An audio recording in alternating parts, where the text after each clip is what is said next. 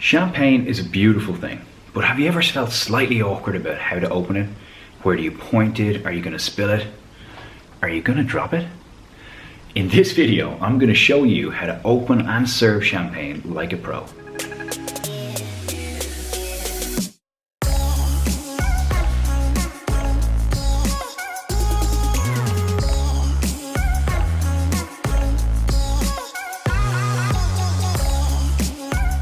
Hi guys, I'm Rory from the Emerald Somm channel, bringing you the best tools and tips to upgrade your wine game at home, entertaining, or at work. If you're new here, you're very welcome, and if you do find any value from these videos, please consider subscribing and leave a comment in the section below. So today we're talking about opening and serving champagne, and I do have my champagne bottle here fresh from the cooler. But just before that, we're going to get into something that's a little less exciting, and that is polishing your glasses. Now, it's an absolute essential aspect of this, not only because we want the glasses clean, of course we do. Usually if we're opening champagne, it's because there's some celebratory occasion, it's fancy, we've got our champagne, we spent a lot of money on it. We want everything to be nice and pristine. Big smudge on the glass kind of takes away from that. But also, even if you have a clean glass, if it isn't properly polished, all these little impurities on the inside of the glass will actually cause the champagne to fizzle and be rather difficult to pour. It might even spill over the side. So I have two freshly polished ones here. I also have one clean one that's not polished. So we'll get into that a little bit later about the difference between those two. But for now, we'll open our champagne. So I've got my fancy little serviette here. Absolutely not necessary in opening champagne, but does lend a little tiny bit of class to the occasion. So, you know, if you have one, why not? So we've got our champagne, we've presented it to our guests, maybe this is in a restaurant or even at home just to keep things nice and kind of fancy. It's nice to put a show on. A lot of champagne bottles have this little tab, you can see it here on these ones next to me, little slip that is useful in kind of, you know, opening the foil or taking the foil off. But these are often pretty poorly made, and when you do it, sometimes it doesn't come all the way off or it rips it a little bit, you know, halfway down the bottle or leaves a jagged edge. They're actually not that great. So I would encourage you to use a regular waiter's key or wine knife, whatever you like to call it, just as you would with a regular bottle. So we're going to pop the knife here. And just like a regular bottle, we'd take it below the lip. Here we're going to take it just below the cage. So keeping the label facing outwards as always. And we're going to do a little concentric twist here. And the same on the back, always keeping that label facing forward, just as close as we can to the foil. Put that away. And now we have a nice clean cut right at the bottom of the cage, and you can see that there. So that's step one. We're going to take the foil and put it in our back pocket. We don't need that anymore. Now in terms of actually opening champagne, you can do it two ways. You can use the serviette. In this case, you would just flip it right over the top, keeping the little wire knot facing outwards. Sometimes you have to sacrifice the label in order to do this. So this serviette's going to keep it from the cork from coming out. It's also going to prevent any little bit of a mess.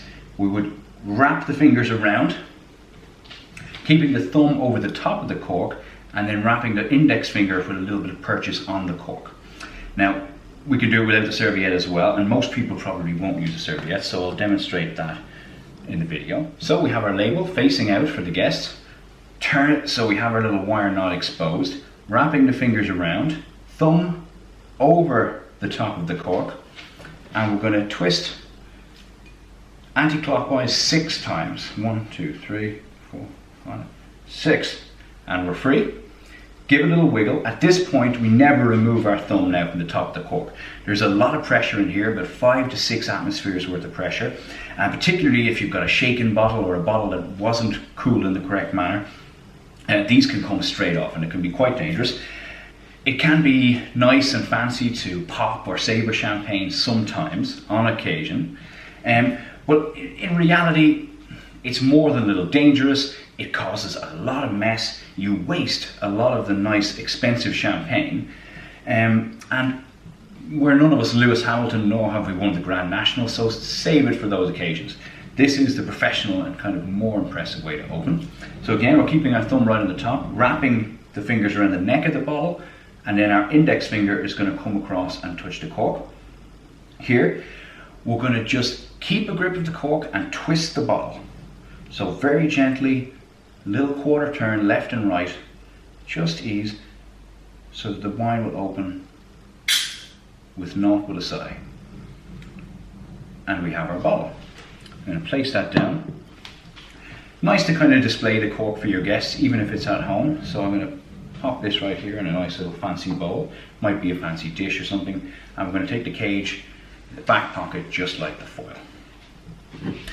So we have our champagne, and now we're going to pour it. So there's a couple of different ways. There's no right or wrong true way to pour, but there's a couple of tips. A lot of people are going to grab it just like this, side of the bottle, and try to pour. On the face of it, this seems like the kind of instinctive way to do it, but actually this is coming from the cooler. There's going to be condensation on the outside, or it might just be coming out of an ice bucket and be wet already. So that's actually very slippy, and that's just going to fall right out of your hand. Another slightly incorrect way to do it, you've ever seen waiters do this? Sticking their thumb right up into the punt and it looks all fancy and everything like that. Again, a little bit of a disaster. When the bottle is slippy, or when they're larger bottles, as soon as you get to that final arc of pouring, I've seen those things come right out of people's hands, and it's not fun. So the ideal way to pour is just to hold the bottom of the bottle and pour like that. At the outset, it might seem a little bit kind of counterintuitive and not altogether natural, but give it a few goes, and I promise you, this is the most secure way to do it. So we'll just pick a kind of point on the glass, arc toward it, and gently pour. Now what we want here is a nice, soft, consistent pour. We want to do it in one go, and we don't want to clink the bottle off the glass. So the way to achieve all these things is just to slow yourself down. Now it can be the case that sometimes that the champagne will fizz up far too quickly, and in that case, just stop, wait for it to go down, and then continue pouring. It's a little better to do this than it is to move on to a new glass and then come back. That's a little bit messy, especially if you're moving around the table. So we just continue our little pour here until we have a nice volume, and we'll do this next one just in one go, just to show you the principle, nice and soft. Again, if it's coming up too high, just slow it down a little. And you can actually see that I'm still pouring, but the bubbles are dissipating in my wake. And that's approximately even there.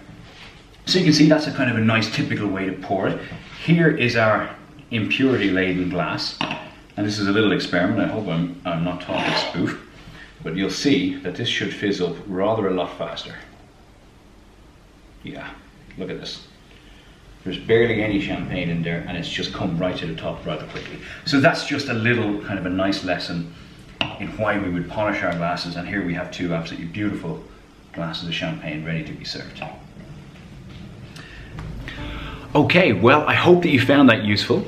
And as I said earlier, guys, if you do get value from these videos, please consider subscribing, and of course, do let me know in the comment section below any questions that you have on today's video, or indeed any topics that you would like to see me cover in the future. Until next time, cheers.